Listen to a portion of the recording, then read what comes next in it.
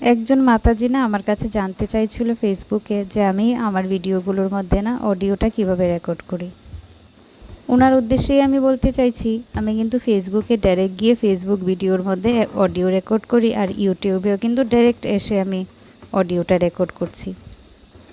আমি দেখতে পেয়েছি অনেকগুলো অ্যাপ আছে, যে অ্যাপগুলোর মাধ্যমে যদি আমরা ভিডিওগুলোকে রেকর্ড করি, মানে ভিডিওগুলোকে জয়েন করে অডিওটা রেকর্ড করি, তাহলে না কোয়ালিটিটা চেঞ্জ হয়ে যায়, অডিওটা চেঞ্জ হয়ে যায়। মানে আমার কাছে সেরকম একটা ভালো লাগেনি।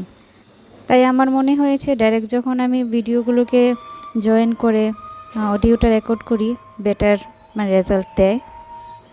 আর যেহেতু আমি এখনও কিন্তু মাইক কিনতে পারিনি, মাইক না কিনে অ্যাকচুয়ালি আমি ফোন দিয়ে কিন্তু সমস্ত কিছু রেকর্ড করছি। আর দেখো, আওয়াজ কিন্তু কোনো খারাপ আসছে না, সব ভালোই আসছে।